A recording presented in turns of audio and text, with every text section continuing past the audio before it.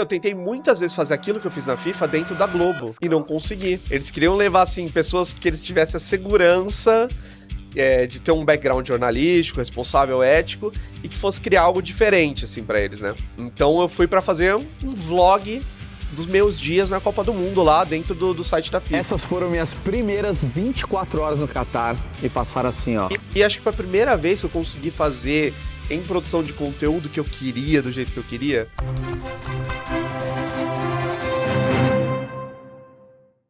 Esse cara que tá aqui na última pauta hoje é meu amigo, eu posso dizer isso. A gente se vê pouquíssimo, mas ele é meu amigo e é um jornalista que eu admiro muito. E essa admiração começa não em terras brasileiras, mas quando eu era correspondente internacional da Record lá na Europa. Estava eu numa van, a história é essa, real, tá? Estava eu numa van, e aí trocando uma ideia, essa van estava carregando alguns jornalistas, porque a gente estava indo para uma entrevista com o Daniel Alves. Esse Daniel Alves, que hoje é persona não grata, era um dos maiores jogadores de futebol daquele momento. O maior lateral direito, sem dúvida nenhuma, jogava no Barcelona. E aí eu estava aqui sentado do lado desse cara, que vocês já vão ver, e ele tinha acabado de gravar um negócio, ele tava fazendo uma edição muito louca, assim, com o notebook no colo, e fazendo um 360 e uma parada muito louca, e eu ali me achava, né, correspondente, né, de repente eu olhei pra esse cara e falei, caralho, é o que esse cara já faz aqui, no computador, que viagem. E esse cara hoje é diretor, e é meu amigo, e além de tudo é um cara que tem uma história de empreendedorismo foda, com vocês, ninguém menos que Cássio Barco. Apresentou Globo Esporte também, enfim, fez de tudo. Cassinho. Nunca fui tão bem introduzido na minha vida. É porque... Obrigado. É porque veio do coração. Minha mãe vai guardar essa introdução num quadro. Mas é verdade. Vamos começar. Fale a sua versão deste dia. A minha versão desse dia? Cara, loucura, né? Era um publi, né? Uma marca que patrocinava o Daniel Alves. Era a Gillette, eu acho. Isso. Aqui pode falar a marca. Pode falar o que quiser. E a Gillette convidou a gente pra fazer um evento e deu essa exclusiva com o Daniel Alves. Isso. Então tava a gente, a Record, e no começo eu fiquei, pô, mas a gente vai, a Record também vai, aquele negócio, né, de concorrência. Eu era Record, tá? Isso. E ele era Globo Esporte. E acho que foi uma das maiores gratas surpresas da minha vida não entrevistar o Daniel Alves, que hoje é uma coisa que a gente fala com vergonha, mas conhecer o Theo. Porra, que isso, tá vendo? Retribuiu. Falei que era mútuo, pô. Cassinho, vamos começar dessa história, que eu acho que é maravilhosa? Vamos. A última pauta que você deve acompanhar de vez em quando ali, a Elaine, nossa querida produtora executiva, deve ter te explicado, é um projeto sobre nós, jornalistas, que estamos empreendendo e tal. E aqui vou falar de boa, sem puxar saco nem nada. Você é um dos grandes jornalistas empreendedores, assim, que eu acompanho. E o Cássio, o cara... Bom, ele já trabalhou na FIFA TV, trabalhando num formato 100% digital, uma coisa muito legal. É um cara que está sempre circulando entre grandes atletas e grandes empresários desse ramo digital. E, cara, como é que você se descobriu, assim, de repente, esse Cássio que estava na Globo, apresentador do Globo Esporte, repórter. Se você não lembra do Cássio, vai dar uma olhada nas reportagens que ele fazia, porque o texto desse cara era uma maluquice absoluta, totalmente diferente de tudo que a gente via. E, de repente, como é que você fez esse... Eu acho que o surpreendente foi eu virar o repórter apresentador da Globo. É verdade. A minha história, ela começa no digital, né? Eu trabalhava na assessoria de imprensa do Santos Futebol Clube, e lá eu criei a Santos TV, junto com o Arnaldo Razzi, que era o coordenador, e outras pessoas, assim. A gente teve essa ideia maluca de criar um canal de YouTube de um clube de futebol, que ninguém fazia isso no mundo. A Santos TV foi a primeira? Foi a primeira. Olha que legal. Assim, a gente tinha alguns formatos, por exemplo, a própria Ponte Preta já fazia uma... Lá de Campinas, hein? TV. Tamo junto. Mas era assim, eram formatos às vezes de reproduzir, postar um gol, uma jogada, assim, né? A gente veio com essa ideia de abrir uma janela dentro do clube pro torcedor. Nós éramos torcedores do Santos, produtores de conteúdo, né, jornalistas, e a gente estava lá dentro, a gente via, ficava fascinado por aquele universo, e a gente queria trazer isso para o torcedor, esse espaço para se conectar de verdade com o time. O meu TCC, um ano antes, tinha sido sobre redes sociais, quando não existiam redes sociais, né?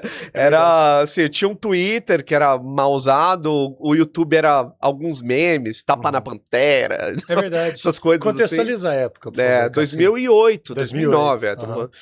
E aí o meu TCC foi justamente sobre a primeira campanha do Obama, porque foi a primeira vez que eu vi alguém pensando no conceito de redes sociais conectadas. Me lembro desse case. Virou case Virou depois. case. E que tinha até aquela foto com aquele Uma coisa efeito meio... posterize que a galera fala. Era o Obama numa imagem... Isso. Por favor, edição. Era o Obama numa imagem meio desenhada. Isso. Muito louca a campanha. E essa campanha, ela fazia esse multiplataforma, coisa que ninguém eu tinha visto fazer isso aí. Que era, tinha um blog, tinha um Twitter, tinha um canal no YouTube. E aí o meu TCC foi sobre isso, foi a criação de um canal no YouTube, que tinha um blog também que falava de música, cultura. E aí eu quis levar isso pro Santos, né? E o Arnaldo, que era um cara que tava lá também, que era o meu coordenador, era super pra frente, assim, tinha muito boas ideias. E a gente criou a gente quis criar essa conexão do torcedor com o clube, usando as redes sociais. Criamos o canal no YouTube, que a princípio a gente começou a passar coletiva, e o Arnaldo veio pra mim e falou, cara, e se a gente começasse a tentar fazer umas chamadas pros jogos com os jogadores? Hoje trazendo, né, tirando daquele contexto, né, e trazendo pra hoje é assim, todo dia. Exato. Naquela época era uma grande Todo novidade. mundo faz, mas naquela época ninguém fazia. E aí a gente foi gravar, no primeiro dia que a gente foi gravar, uma chamada com os jogadores, convidando os torcedores a irem ao estádio ver o jogo.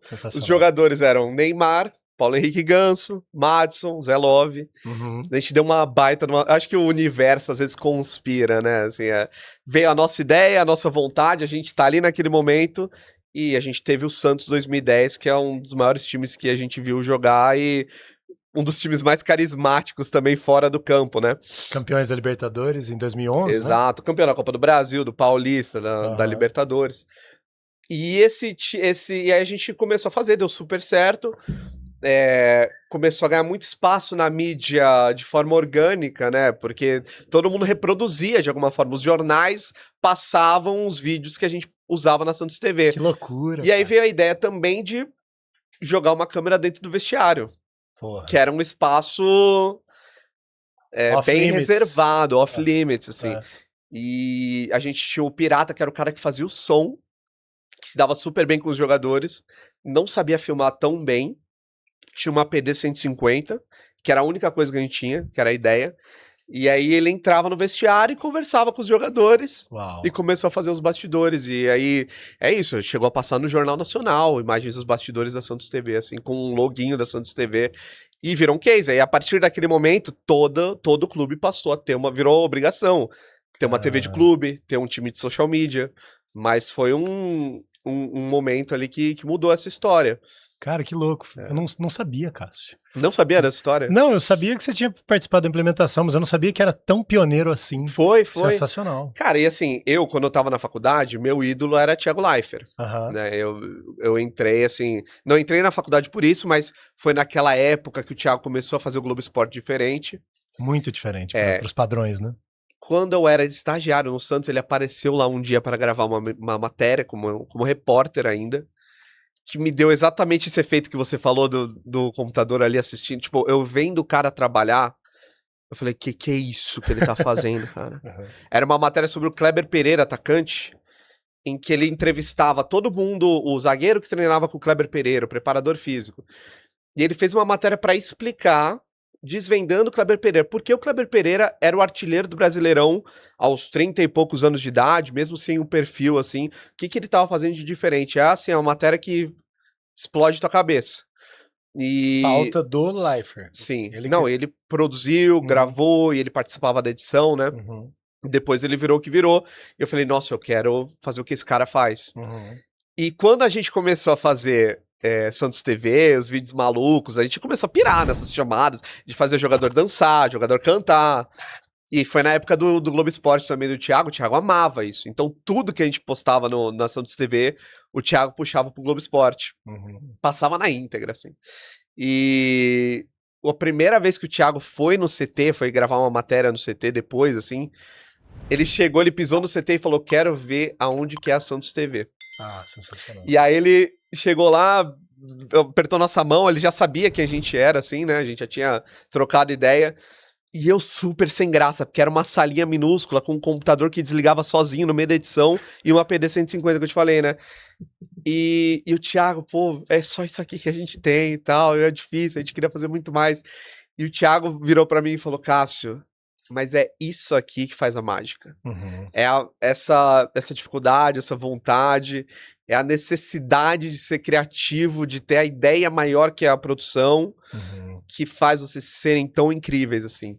Porra. E tão orgânicos também. Se Imagina conectar o feedback do ídolo, né? Cara, não, pra mim, assim, foi um... Mas acho que nem feedback, porque eu entendi como uma crítica, assim, também, construtiva, que eu tava muito preocupado também em produzir, em conseguir câmera, e ele me fez entender o que eu não tinha entendido, que era esse semi-amadorismo que fazia as pessoas se conectarem de verdade, que é o que acontece hoje com os criadores, os influenciadores que se gravam em casa, que às vezes não tem o equipamento, e quanto mais produção, mais você afasta a pessoa, né? Então a gente tinha isso sem saber, era muito intuitivo. E o Thiago abriu meu olho pra isso, assim. E aí dali veio o convite pra Globo. Naturalmente, né? Cara, eu olho você contando essa história, você era um moleque, né? E você entendeu aquilo que é o clássico do mercado. Você entendeu que existia ali uma oportunidade, você viu que ia ter gente pra acompanhar isso, você criou um produto. Cara, de onde você consegue relembrar da energia que você sentiu? Porque eu acho que isso é uma puta de uma lição. Sim. É uma puta de uma lição. Você criou uma coisa do zero, assim. De onde veio isso? Eu acho que vem de entender uma coisa que eu pego no pé de todo mundo que eu trabalho até hoje, que é entender hábito de consumo. Entender como a gente quer receber conteúdo. Sempre fui muito ligado nisso, assim. Sempre fui muito consumidor de conteúdo de vários formatos, mas sempre me liguei em como eu recebo e como as pessoas ao redor querem receber. Então, naquela época, a gente percebeu que estava todo mundo começando a migrar para YouTube, para celular, para redes sociais, e era lá que a gente precisava estar para fazer algo diferente, para realmente se conectar com pessoas. E é o que eu pego no pé da galera até hoje, que eu falo, cara, não é a minha história. Muita gente fala, pô, o Cássio é muito criativo, conteúdo disruptivo, cara, e eu falo, não é isso.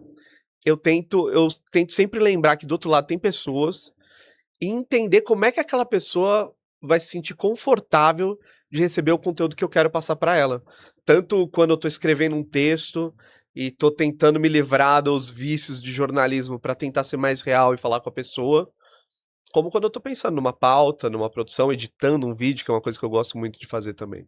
Você tá pensando sempre em quem vai consumir. Exato. Não no seu próprio desejo de contar de um jeito ou de outro, mas no desejo de... É uma grande dificuldade, assim, é um processo também, e é difícil de tirar das pessoas essa ideia que acho que vem muito de ou escola jornalística, de ter um formato e tentar seguir esse formato onde você simplesmente relata o que está acontecendo, ou vai muito para um lado artístico de tentar entender o que é um bom conteúdo e mostrar para as pessoas. Mas eu sempre pego essa galera pelo braço e falo, vem cá, vê o seu vídeo. Se não fosse você falando, você assistiria? Você compartilharia esse vídeo? Perfeito. Muitas vezes não, sabe? E fazendo só esse exercício de abrir os olhos da galera, você já vê uma mudança de comportamento. Hoje, em redes sociais, você olha para o Instagram, a principal métrica do Instagram, do algoritmo que te faz entregar mais, é o DM Share, o compartilhamento. Então, eu sempre sento com o social media do meu time e falo, você fez um corte de um jogo, fez um post aqui sobre um jogador, você mandaria esse post para alguém? Perfeito. Não. Então, assim, ou ele tá errado ou ele não existe.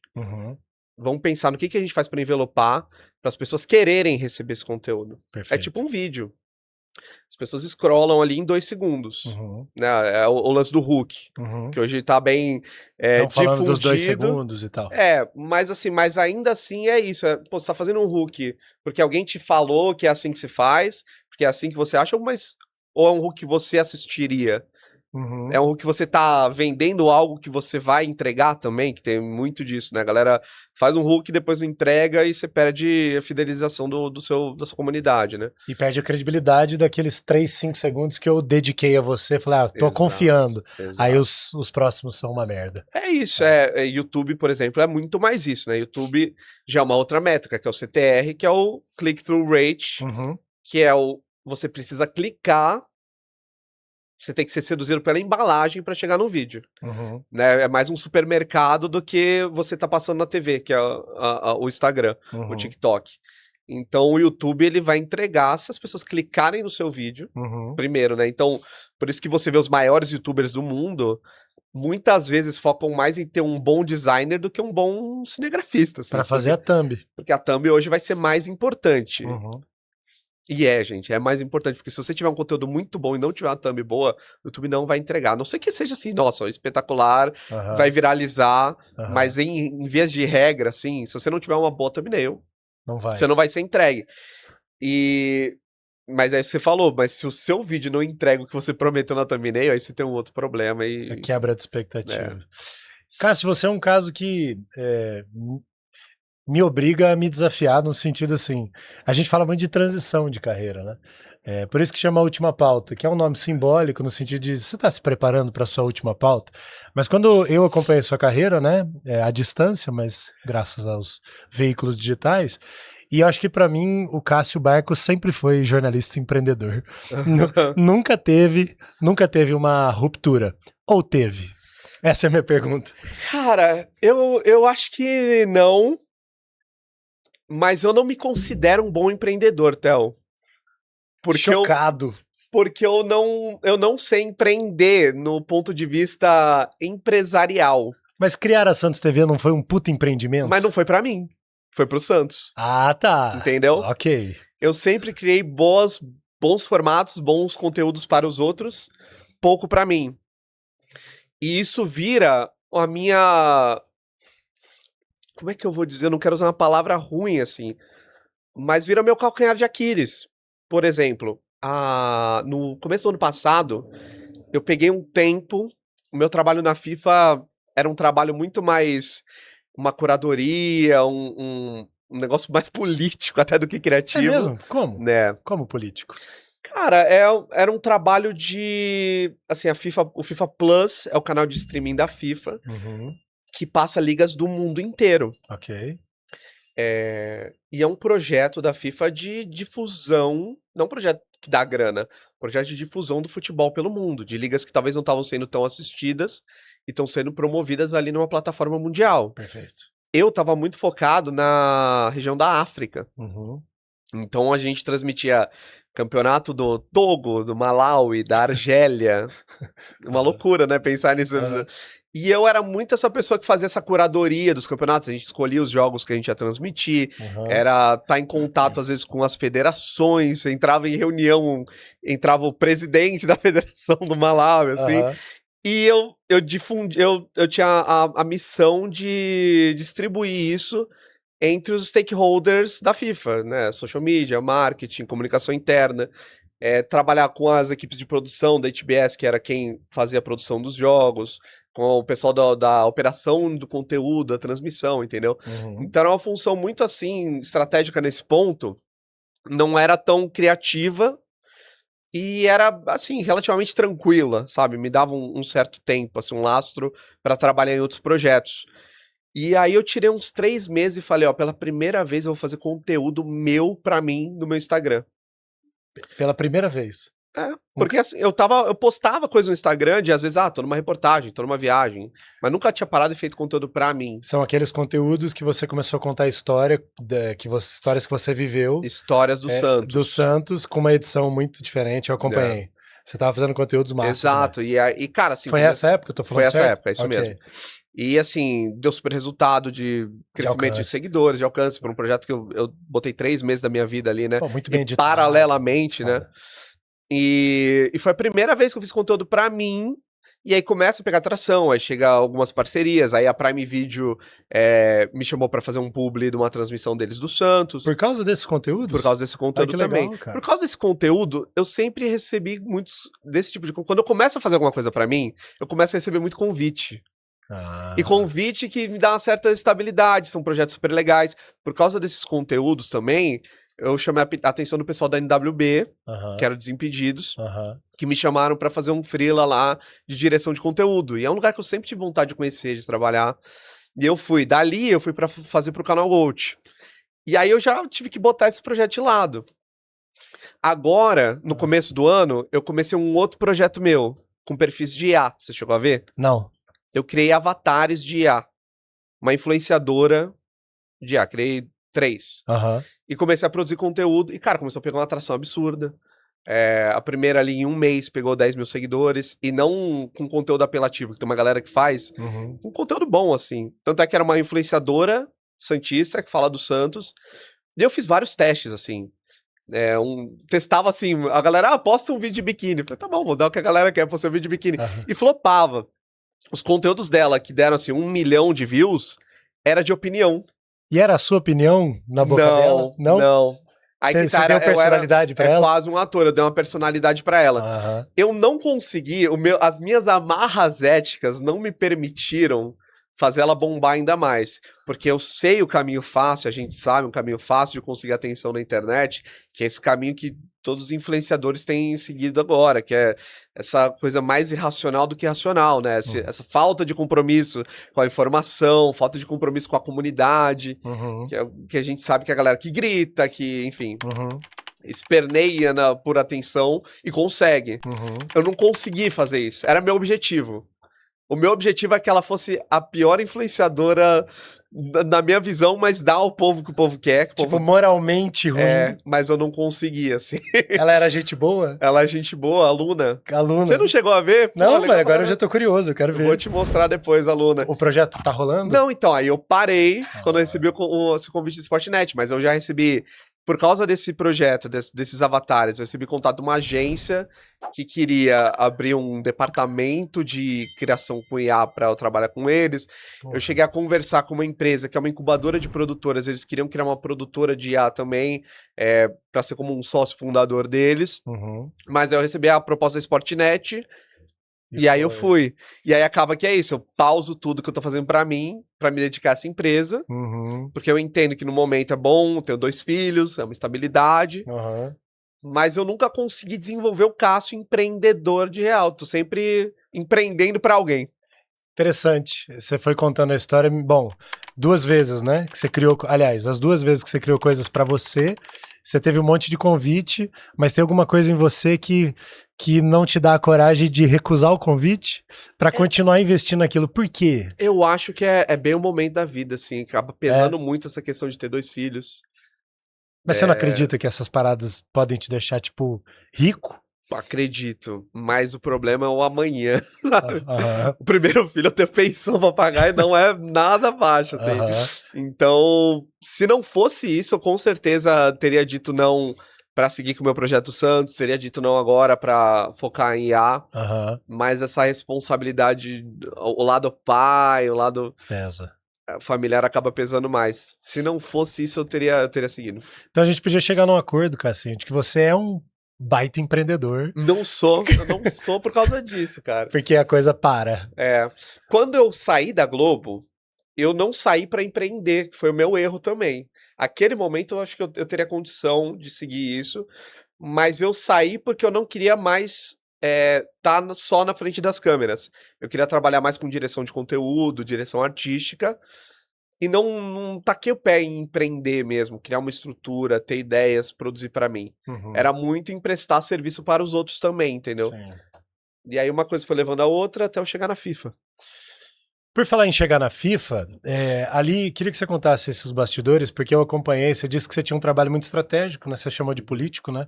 Mas você também pegou, assim, né? Você foi pro batente porque você cobriu uma Copa do Mundo, né? Sim. E eu acompanhei, eu me lembro de você sentado, assim, pelo menos é o que parecia pra mim, você sentado em algum lugar gravando conteúdo que parecia ser tipo um lugar que você tava hospedado, e atrás passavam pessoas e você tava ali gravando. Como é que foi essa experiência?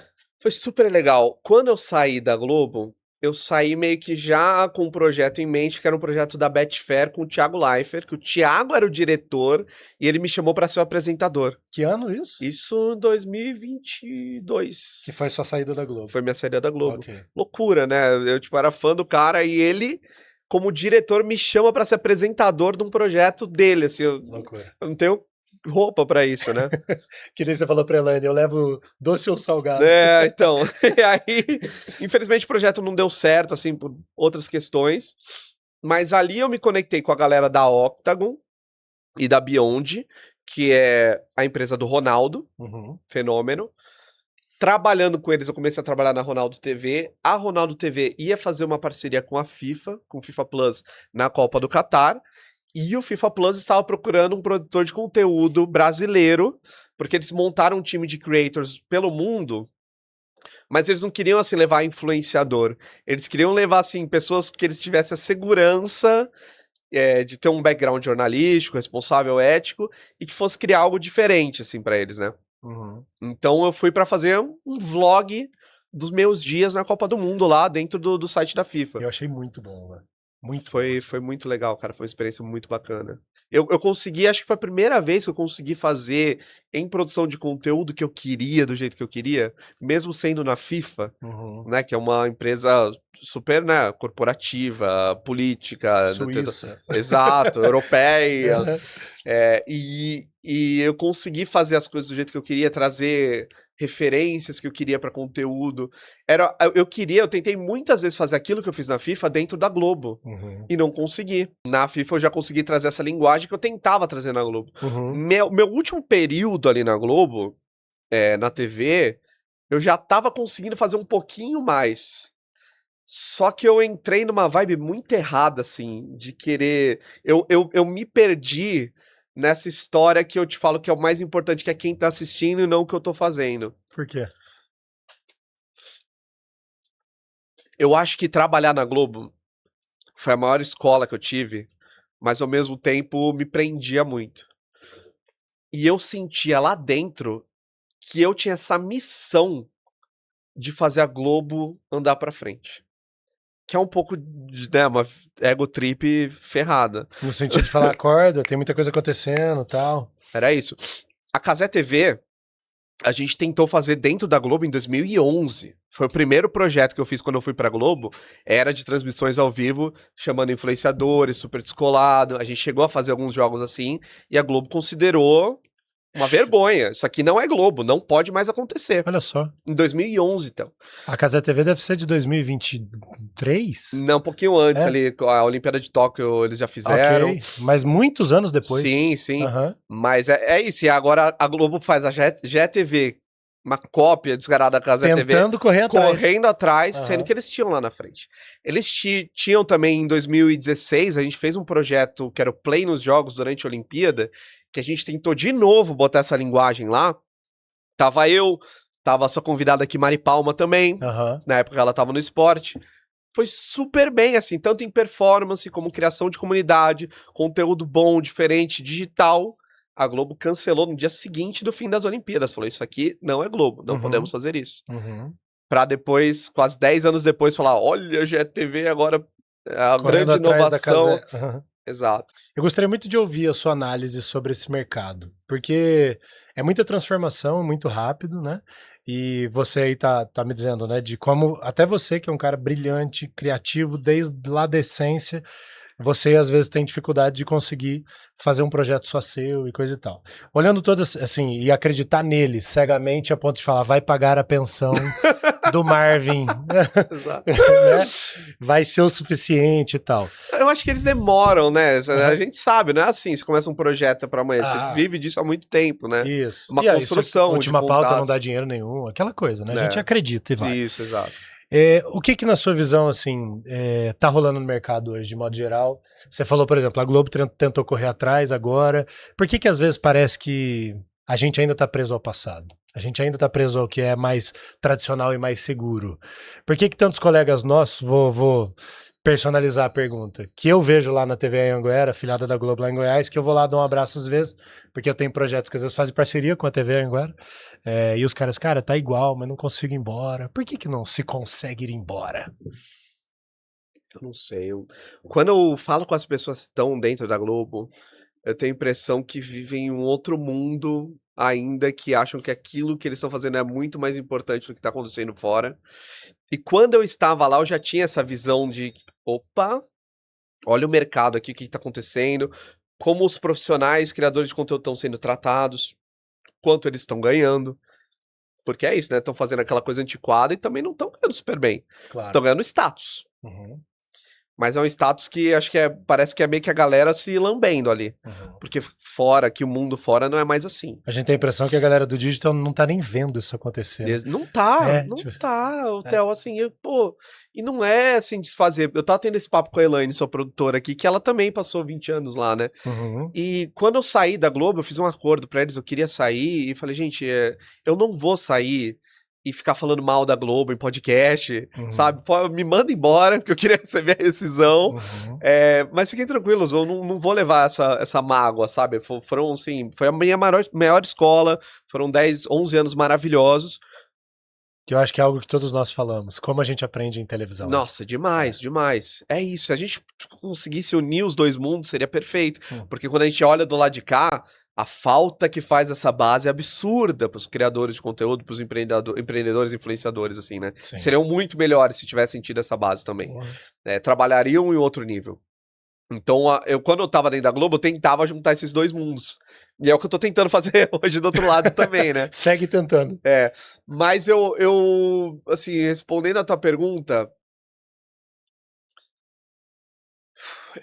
esses dias me passou na timeline uma carta, acho que é do Boni, dos anos 70. Você já viu isso? Eu acho que eu já vi memorando dele para os funcionários da Globo. Exato. Mas eu não lembro do conteúdo. É ele falando sobre como, acho que é os anos 80, assim, não vou exagerar tanto, em que ele fala sobre como que eles estão fazendo, ele estava revoltado com o que ele estava vendo no ar, que ele falava, cara, olha como é antiquado o que a gente tá fazendo, isso aqui já não cabe mais. Assim, há 30, 40 anos atrás. Uau. E até hoje é a mesma coisa, Theo. Ainda hoje eu tenho que falar com talentos em trabalhos que eu tenho, jobs, sobre, cara, por que você fala desse jeito? Por que você usa essa palavra? Tipo o quê? Tipo assim, o cara tem um discurso engessado, amarrado. Assim... Não, mas, quem que te disse que isso é certo? Exato, mas assim, são pessoas que você conhece e você conversa com elas e elas não falam assim, elas são totalmente soltas. Mas quando entram na frente da câmera, elas entendem que elas precisam falar assim. Precisam ter essa formalidade pra falar. Eu falo, cara, é assim que você fala com seus amigos? É assim que você fala com sua mulher? Não é, então não é assim que você tem que falar na frente da TV. Porque não é isso mais que as pessoas esperam do outro lado. História que eu te falei do hábito de consumo. O hábito mudou, né? Mudou. E nesse memorando do Boni, ele falava coisas do tipo, quando você fala assim, por que nós vamos conversar agora com o delegado de polícia? E você tá botando entonação em tudo, você não tá botando entonação em nada no final, né? É o que eu falo. Perfeito. Falo pro designer, às vezes assim, quando me traz uma peça, eu falo, cara, quando está tudo em negrito, nada está em negrito. Perfeito, né? Perfeito. Isso é um recurso, a entonação, o negrito, e cada etapa de um processo da criação de conteúdo, na edição, um corte, um sting, uma transição, são recursos para você se conectar e trazer aquela pessoa para perto de você, para prestar atenção em alguma coisa. E as pessoas, elas entraram nesse modo automático que aprende na faculdade, que é um povo ancião que tá ensinando na faculdade que era assim, porque aprenderam em 1970 que era assim, e foi se propagando até hoje. E nesses universos, acho que toda vez que entra alguém tentando conscientizar, assim, botar a cabeça na mão da galera, acaba sendo visto como um outsider, como um rebelde. E era aquele ponto até que eu comecei a falar e fui pro outro lado, na Globo. Eu acabei virando rebelde dentro da Globo. Mas eu não tava querendo fazer as coisas porque eu queria, que eu achava, nossa, eu quero fazer isso porque eu... Era porque eu queria que a Globo entendesse que a gente precisa falar com essas pessoas. A gente precisa ser mais digital. Na TV, a gente tá perdendo audiência porque a gente não tá se conectando mais com as pessoas como elas esperam que a gente converse com elas hoje. né? E aí eu fui vestindo essa carapuça do rebelde mesmo. Foi aí que eu pintei o cabelo. Esse arquétipo. Hã? O arquétipo. Exato, e eu me coloquei nesse lugar. E aí eu comecei a fazer, tomar atitudes pra incomodar. Pra tentar ser diferente dentro da Globo. Pintei o cabelo de colorido, Eu me lembro. pintei o cabelo de verde. Gente, não é só pintável. Apresentou o Globo Esporte Exato. com o cabelo descolorido e colorido. Exato. Foi, não foi? Foi. E aí eu fazia reportagens, e aí meus chefes falavam assim, ó, não é pra botar o Cássio no ar com o cabelo desse jeito, cabelo platinado. Só que eu fazia matéria, assim, modéstia à parte, tão boas, que eles tinham que botar no ar. Eu falava, olha, gente, se vocês quiserem, não bota no ar. Tá feito aí meu trabalho. Que loucura que você tá me contando, porque eu assistindo, né? Já era aquele Cássio que eu conhecia e eu falava, caralho, olha lá, o cara tá conseguindo, a Globo tá apoiando ele nesse... Na verdade, não, né? Era o contrário. Você tava brigando. Tava brigando. E aí, mas é isso, aí eu foquei tanto nessa briga que eu esqueci de pensar no conteúdo, em quem tá recebendo conteúdo. E aí eu comecei a tentar, assim, quando eu apresentava o Globo Esporte, eu tava sempre tentando fazer algo pra ser o diferente, pra incomodar. E aí eu parecia, quando você tá tentando fazer isso dentro de algo bem engessadinho, bem quadradinho, parece que você tá um cara forçado, entendeu? Que foi realmente o que eu acho que, olhando pra trás, era forçado apresentando o Globo Esporte muitas vezes. Porque eu tava forçando. E eu não devia ter feito isso. Eu devia ter feito o que eu fiz. Não é o meu lugar, vocês não querem fazer o que eu quero, não, assim, não entendem conteúdo da forma que eu quero, obrigado, vou embora. Mas você não acha que teve um papel na sua jornada, esse momento? Um papel relevante? Total, tem. Até de entender isso. Mas né? eu tô falando isso, mas até da briga, até de falar, cara, né? Porque no fim das contas, eu acho que você fez parte de um processo, porque a Globo já não é mais tão conservadora como um dia foi. Com certeza. Hoje deve ter gente lá que olha e fala assim, ó, o Cássio aí, ó, ele já falava isso. Não, tenho certeza. Eu falei com o Fernandinho Vidotto, comentei, ele é o comentarista de esporte fixo do Hora 1. Ok. Que ele era produtor, né? Eu vejo ele, acordo cedo, eu vejo. Um cara bom, né? Ele é muito bom, ele era produtor na Globo, aí ele virou vídeo repórter do site, fez um caminho inverso, voltou pra TV como repórter e agora tá apresentando. E o Nandinho sempre teve muito do meu lado, assim, nos projetos, a gente fez muita coisa junto. E eu mandei a mensagem de parabéns e ele falou isso, falou, Cássio, tô aqui porque você capinou pra eu estar aqui hoje, sabe? Sensacional. E eu tenho certeza que a gente abriu esse espaço. Eu, Cartoloco. O Cartoloco, ele fez isso de uma forma mais extrema ainda. Esse cara é louco mesmo. Então, mas Puta material animal que ele fazia. Se você olhar pro que ele faz hoje, ele tem feito alguns dos melhores vídeos do YouTube, essas melhores reportagens. Ele tá onde, moleque? Ele. Canal do YouTube dele, desde que ele saiu da Globo, Faz ele tempo fez... que eu não vejo. Você não tá Cara, vê os vídeos dele, assim... Baita material. São melhores que muita reportagem que a gente vê em TV, assim, que a gente vê no Fantástico, sabe? E é ele e o videomaker dele fazendo. Legal. Só que o Cartoloco também, naquela época, a gente era uma duplinha, né? A gente fazia todos os nossos projetos, eram juntos. A gente investiu isso junto, só que ele muito mais maluco, até o dia que a gente fez a Guerra de Álcool Gel ao vivo, que foi programado, aquilo foi de propósito, não foi a gente tava brincando 2 bobão na redação. A gente queria viralizar pra vender um outro projeto que a gente tava fazendo. E viralizou. Viralizou, só que a gente não lançou esse projeto porque os chefes caíram matando em cima da gente. E aí depois disso foi quando eu desanimei de vez da Globo. O Cartoloco, ele começou a fazer coisas piores. No sentido de mais extremas. Mais extrema. Quando teve a pandemia, ele postou vídeo no Instagram dele pelado. E aí ele foi mandado embora. eu, quando voltou a pandemia, a gente chegou a fazer um projeto. E eu tinha combinado com o meu chefe. Falei, cara, o último projeto que eu tento fazer aqui dentro, que eu tinha pedido demissão, ele falou, segura, vamos tentar fazer isso aqui. Se não der certo, você me manda embora, me libera. Se acontecer isso aqui, que eu sei que vai acontecer... vai aparecer um monte de chefe e vão começar a querer ser os autores, os pais da criança, eu vou perder a autonomia, não vou conseguir fazer do jeito que eu quero, vão engessar, vão enquadrar. Se isso acontecer, você me libera. Falei, beleza. Dito e feito. Deu 3 meses, o projeto tava super legal, apareceu essa galera, blá, blá, blá. Eu falei, você me prometeu, aí foi aí que eu saí. Cássio, muitos bastidores que eu não tinha nem ideia. Sensacional. Nego, tem características suas que parece que já nasceram pro digital, né? Acho que você nasceu pro dígito. Assim, essa coisa de você defender essa parada. Você tava falando, pô, por que você fala assim? Eu, Cássio. Às vezes eu vou gravar um conteúdo com a galera aqui e eu falo, por que eu estou falando assim? E eu já saí da televisão desde 2020 e eu me considerava um repórter até mais solto do que a maioria, Sim. entendeu? Então, enfim, eu acho que é uma parada assim, você realmente é um cara fora da curva nesse sentido. Como pegar essas características que são tão importantes e tão diferentes, casar com esse mundo digital e virar um moleque que consegue entender um novo jornalismo, fazer um produto legal, como fugir do que é tradicional, como sobreviver nesse novo jornalismo? Cara, eu acho que esse Fácil essa pergunta, né? Mas eu acho que é o caminho mais fácil, assim. Talvez a jornada que a gente fez, que você falou de ser repórter da TV, ser apresentador de TV, né, de telejornal que você fez, pra soltar, às vezes é até mais difícil, né? Pode ser. Mas quando você faz esse caminho direto, eu acho mais fácil.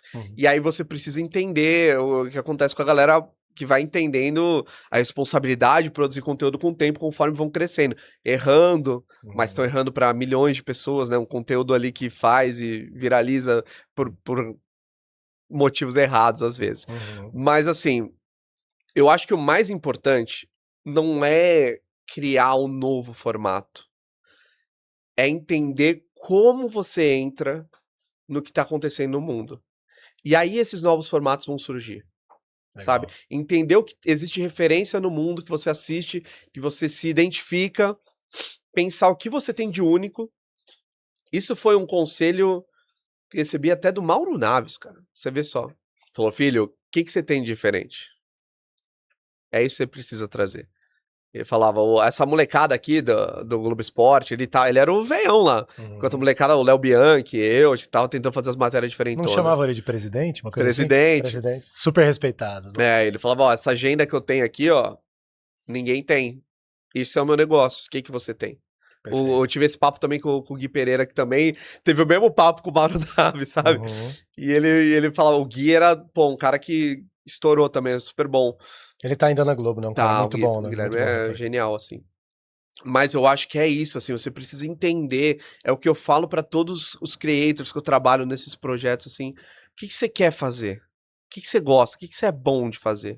Ah, eu gosto de moda.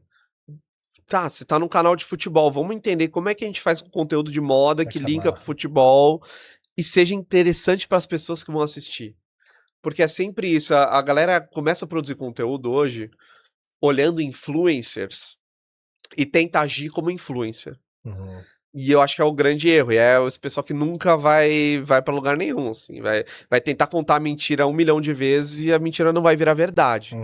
Porque todos esses influencers que são gigantescos, um dia, antes do pessoal querer saber o que eles almoçaram, o que eles estão vestindo para sair, eles prestaram um serviço para a comunidade deles.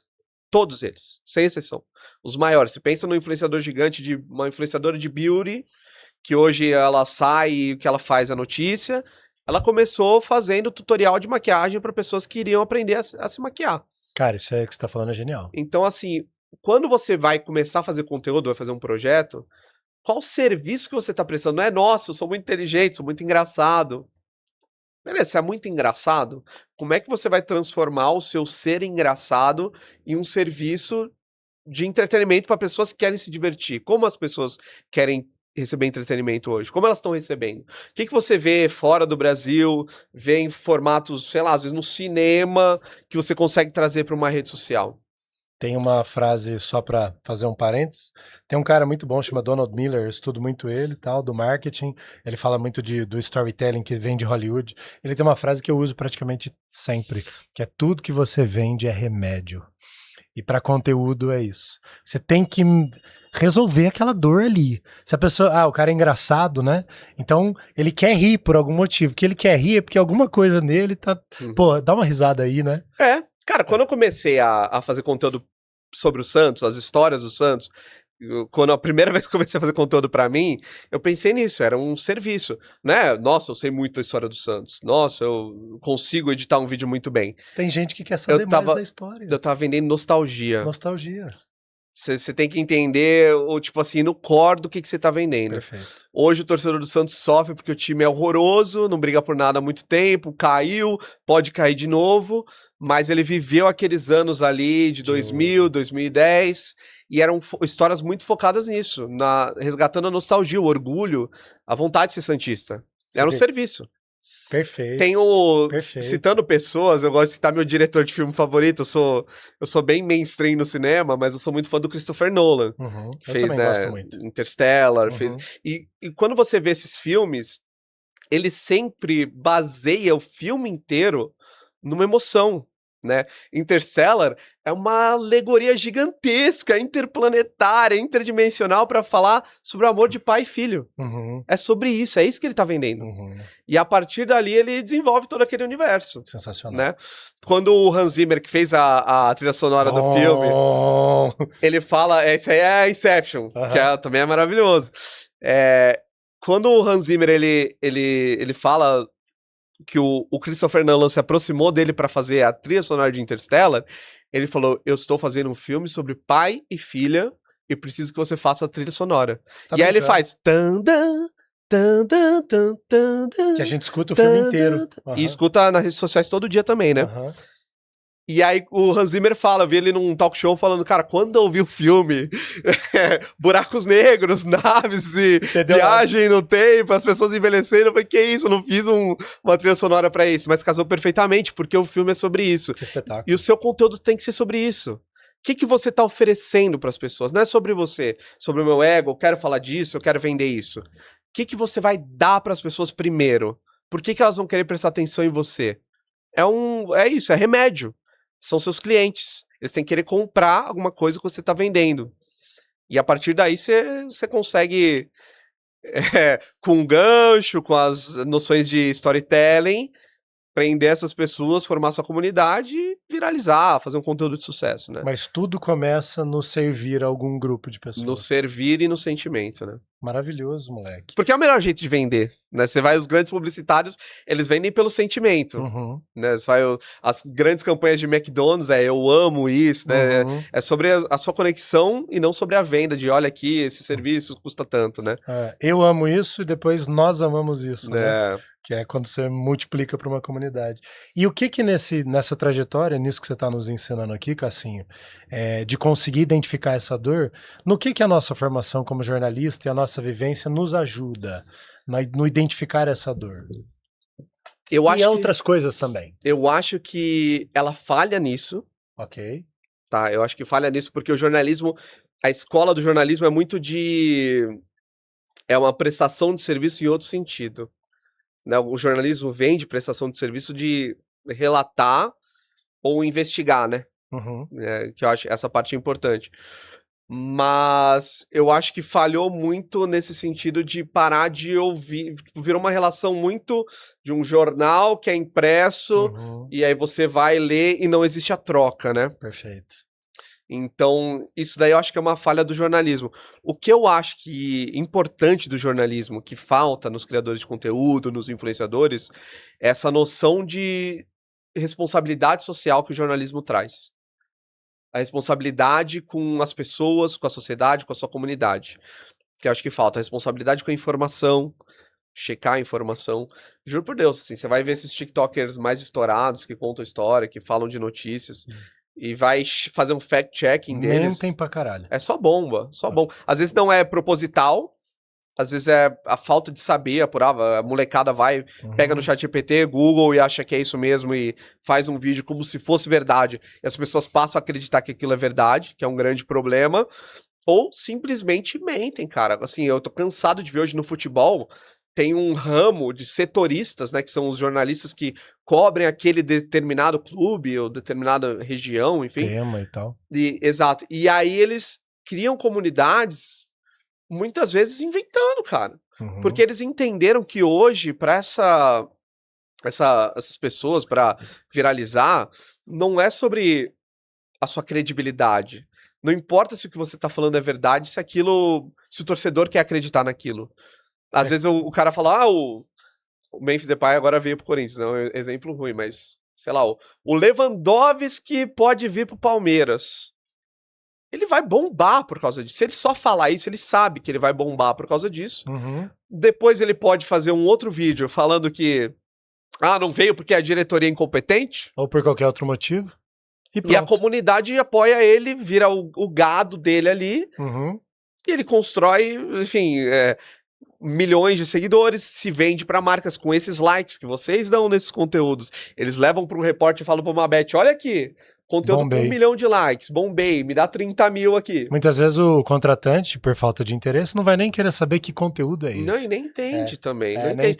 Mas é por isso que faz falta essa sensação, as lições de ética que a gente tem na faculdade, de responsabilidade social, acaba fazendo falta nesse momento. E são ferramentas, porque se a gente tá falando de grandes influenciadores porque é como se o cara dissesse assim, cara, se as pessoas estão validando, é verdade. Se a galera tá gostando, foda-se. Cara, e foi uma coisa, assim, que eu tive essa noção com o experimento que eu fiz com os perfis de IA que eu te falei. Se você tá falando de uma forma eloquente e emocional o que o torcedor, o que quem tá do outro lado quer ouvir, que é muito assim, levando para um lado da política, hoje da polarização, é muito assim, se aquela pessoa que eu apoio está falando aquilo é verdade, ou o contrário também, né, se essa pessoa está falando o que eu penso, eu vou apoiá-la, com o IA eu senti isso também. Não importa o que você fala, não precisa ser verdade. Se você tiver convicção, soubesse expressar bem, melhor do que aquela pessoa falaria, ela vai compartilhar a tua opinião. Então, por isso que eu te falei, quando eu fazia os vídeos da Luna, os vídeos que ela dá opinião são os melhores vídeos dela, que performam melhor. Tem um vídeo que tem mais de 1 milhão que ela tá falando sobre o Robinho Júnior. Que ela fala que, ele é um jogador que devia ser emprestado, não serve pro... Bem futebolístico, assim. Mas ter essa opinião bem exposta, de uma forma bem convincente, com bons argumentos, melhor do que as pessoas sentem quando vêm no campo e falam, esse moleque é bagre, faz elas compartilharem, mesmo elas sabendo que é IA. Não importa se é verdade, se é a responsabilidade com a informação, mas se eu acredito naquilo, é verdade. Então como é que a gente sobrevive? Como é que você tem sobrevivido? Como é que eu sobrevivo? Como é que os nossos colegas sobrevivem? Se a verdade está tão subjetiva assim. Eu acho que eu lembro na época de Globo, um papo que eu tive com o Marco Aurélio Souza, que hoje está no Rio Grande do Sul. E tinha um colega nosso que ele fazia assim artimanhas para tentar subir. Sabe, fofocas e notícias, dava informação para páginas de fofocas para tentar se beneficiar depois, faziam matérias sobre ele. E o Marco falou assim, para mim uma frase que me marcou: se é isso que precisa para fazer sucesso, se é isso que eu preciso fazer para virar maior, para ganhar mais dinheiro, eu prefiro não ganhar dinheiro e não fazer.